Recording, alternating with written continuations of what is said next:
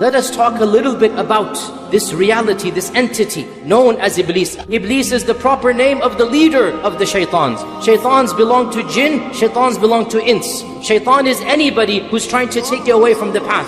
There is one Iblis, there are many shaitans. What is the wisdom in the creation of Iblis? And Ibn al-Qayyim, for example, in his famous book, Ighathat al-Lahafan, he actually has 25 pages dedicated to the question of why would Allah create Iblis. But I'll summarize some of these points. Ibn al-Qayyim says that Allah subhanahu wa ta'ala desires the purity of His followers. Allah desires the iman and taqwa, the isti'adah, the tawakkul, the inaba. Allah desires the piety of the righteous. And that piety shall only be manifested by fighting against Iblis. And so, when Allah subhanahu wa ta'ala has allowed this evil entity to exist, it is not because He likes the evil, it is because He loves the piety that comes in combating the evil, the righteousness that comes in overcoming that evil. Also of the wisdoms is that Allah Azza wa Jal personified evil. Can you imagine if evil were some type of cosmic force? If evil were not an actual created entity, what would we do then? But we have evil personified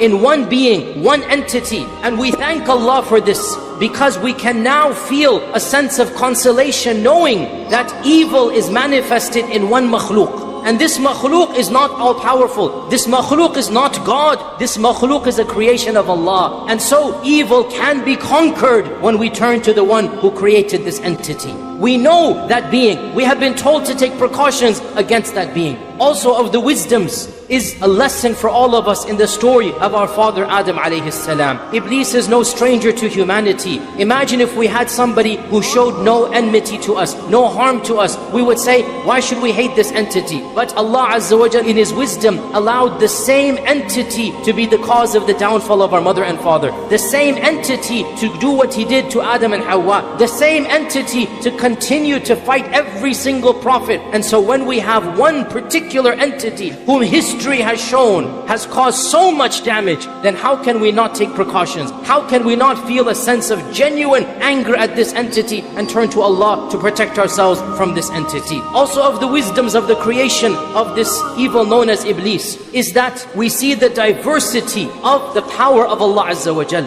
He creates the best of the best, and He creates other than this. He creates Jibreel and Mikael, and He creates Iblis and the jinn. He creates the prophets, and He creates Fir'aun and Abu Lahab and all the rest of them. So Allah Azza wa Jal's qudra is manifested. Allah's power is manifested. And in this we are in awe at the magnificence of the Creator. Of the wisdoms of the creation of this entity is that we can truly appreciate good only by contrasting it with evil. We can appreciate beauty when we see what exactly is ugly. We can appreciate the brightness of the day only after the darkness of the night. So by having these contrasts and by knowing how evil an entity can be, because in the end of the day, the evil of Iblis is completely irrational. He gains nothing by misguiding us. He's going to Jahannam anyway. What an irrational evil is this? And we have done nothing to him such that he's an enemy to us. But when that evil is there, so then we are able to understand that there's a particular being, a makhluk of Allah, who harbors so much evil that we have to take our precautions. We have to be careful, and this helps us be more righteous. Of the wisdoms as well, and this is a very profound point, brothers and sisters, pay attention to this. Of the wisdoms is that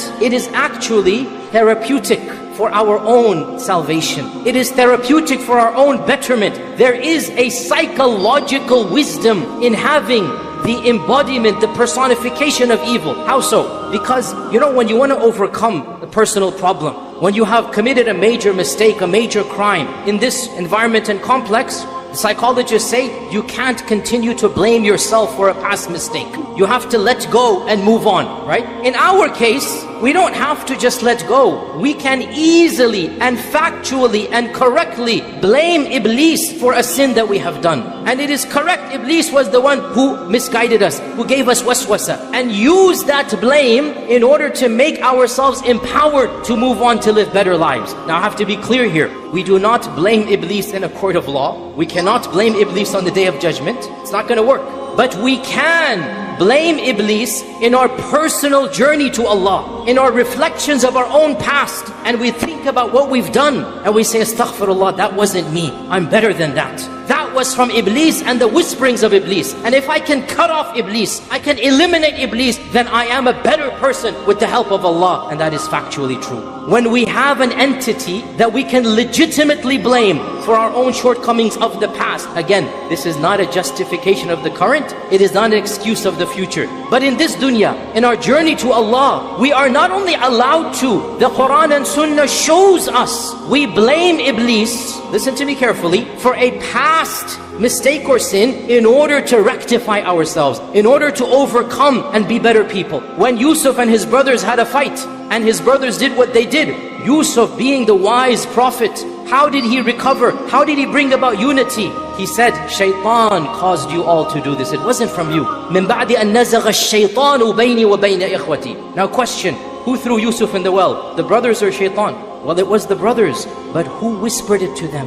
Who زَيَّنَ لَهُمُ الشَّيْطَانِ? Who beautified it? Clearly it was Shaitan. Now that Yusuf wants to mend the hearts, now that we need to move forward, we can bring in this third party called Iblis. We can say, that's not you, you're better than that. That was Iblis. You're factually correct when you blame Iblis. This is passing the responsibility of a past sin. You still have to make them in the eyes of Allah in order that you rectify yourself.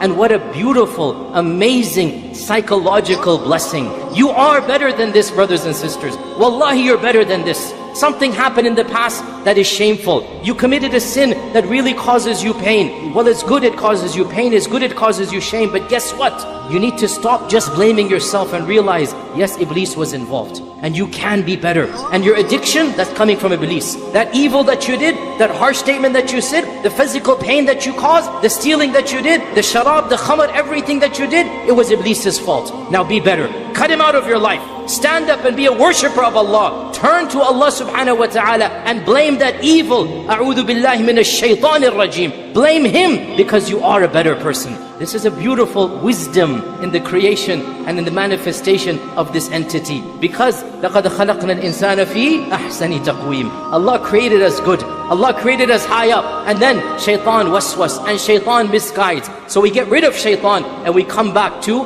the ahsani taqweem. So my advice to myself and all of you, rise up to the potential that Allah wanted for you and Allah created you for. Cut off from shaitan. Turn to Allah. Give up the lifestyle that is an evil lifestyle. And inshaAllah ta'ala, in defeating shaitan and in overcoming shaitan, that is how we will return to the abode where we were before shaitan caused our mother and father to be expelled from it.